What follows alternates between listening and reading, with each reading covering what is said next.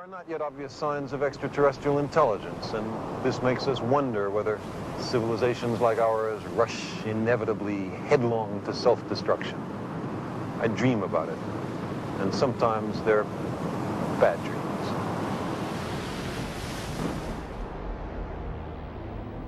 In the vision of a dream, I once imagined myself searching for other civilizations in the cosmos. Among 100 billion galaxies and 1 billion trillion stars, life and intelligence should have arisen on many worlds. Some worlds are barren and desolate. On them, life never began, or may have been extinguished in some cosmic catastrophe. There may be worlds rich in life, but not yet evolved to intelligence and high technology. There may be civilizations that achieve technology and then promptly use it to destroy themselves. And perhaps there are also beings who learn to live with their technology and themselves, beings who endure and become citizens of the cosmos.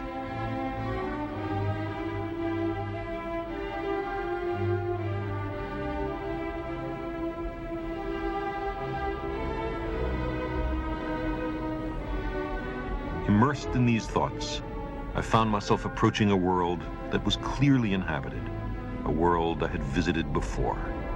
I saw a planet encompassed by light and recognized the signature of intelligence.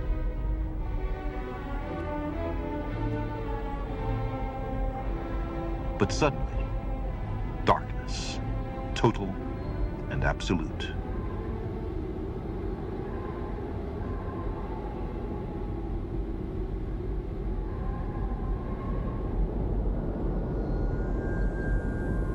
In my dream, I could read the Book of Worlds, a vast encyclopedia of 1 billion planets within the Milky Way. There was our region of the galaxy.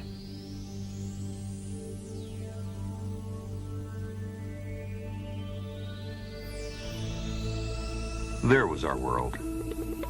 I had found the entry for Earth. Humanity, third from the sun.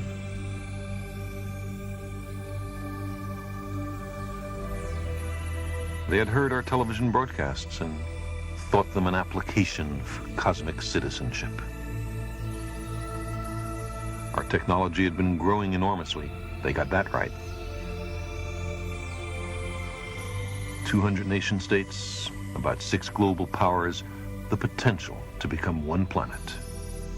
Probability of survival over a century. Here also, less than 1%.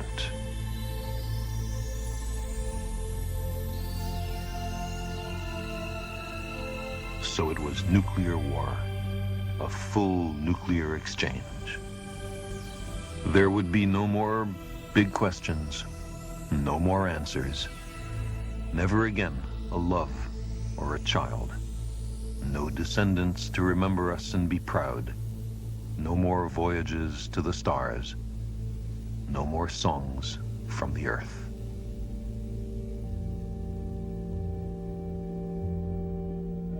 I saw East Africa and thought a few million years ago, we humans took our first steps there. Our brains grew and changed. The old parts began to be guided by the new parts. And this made us human, with compassion and foresight and reason. But instead, we listened to that reptilian voice within us, counseling fear, territoriality, aggression. We accepted the products of science. We rejected its methods. Maybe the reptiles will evolve intelligence once more. Perhaps one day, there will be civilizations again on Earth. There will be life. There will be intelligence. But there will be no more humans. Not here, not on 1 billion worlds.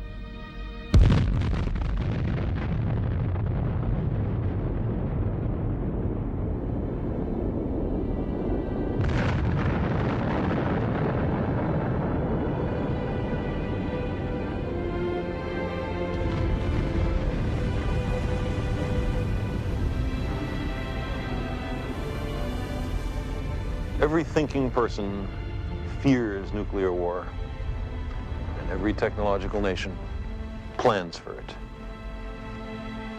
Everyone knows it's madness, and every country has an excuse. There's a dreary chain of causality. The Germans were working on the bomb at the beginning of World War II, so the Americans had to make one first. If the Americans had one, the Russians had to have one. Then the British, the French, the Chinese, the Indians, the Pakistanis, many nations now collect nuclear weapons. They're easy to make. You can steal fissionable material from nuclear reactors. Nuclear weapons have almost become a home handicraft industry. The conventional bombs of World War II were called blockbusters. Filled with 20 tons of TNT, they could destroy a city block. All the bombs dropped on all the cities of World War II amounted to some 2 million tons of TNT, 2 megatons. Coventry and Rotterdam, Dresden and Tokyo, all the death that rained from the skies between 1939 and 1945. 100,000 blockbusters, 2 megatons. Today, 2 megatons is the equivalent of a single thermonuclear bomb, one bomb with the destructive force of the Second World War.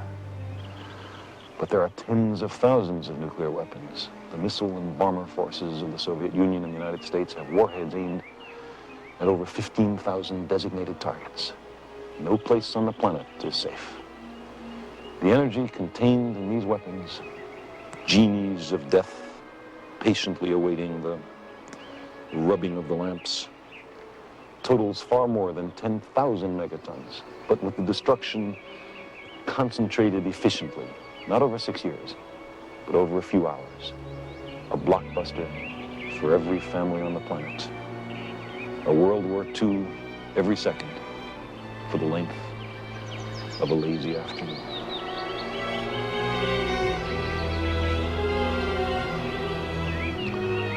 The bomb dropped on Hiroshima killed 70,000 people in a full nuclear exchange, in the paroxysm of global death. The equivalent of 1 million Hiroshima bombs would be dropped all over the world. But in such an exchange, not everyone would be killed by the blast and the firestorm and the immediate radiation.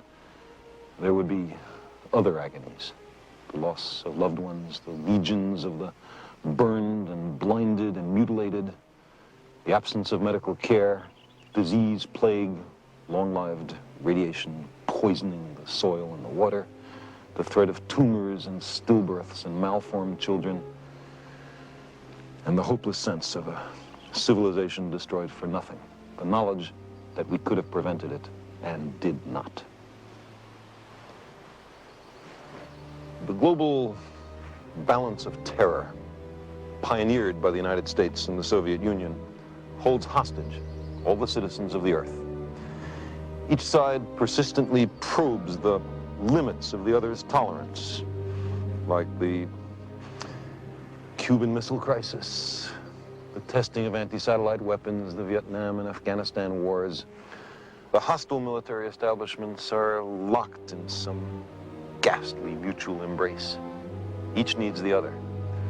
But the balance of terror is a delicate balance with very little margin for miscalculation. And the world impoverishes itself by spending $1 trillion a year on preparations for war, and by employing perhaps half the scientists and high technologists on the planet in military endeavors. How would we explain all this to a dispassionate extraterrestrial observer? What account would we give of our stewardship of the planet Earth? We have heard the rationales offered by the superpowers. We know who speaks for the nations, but who speaks for the human species? Who speaks for Earth? From an extraterrestrial perspective, our global civilization is clearly on the edge of failure in the most important task it faces, preserving the lives and well-being of its citizens and the future habitability of the planet.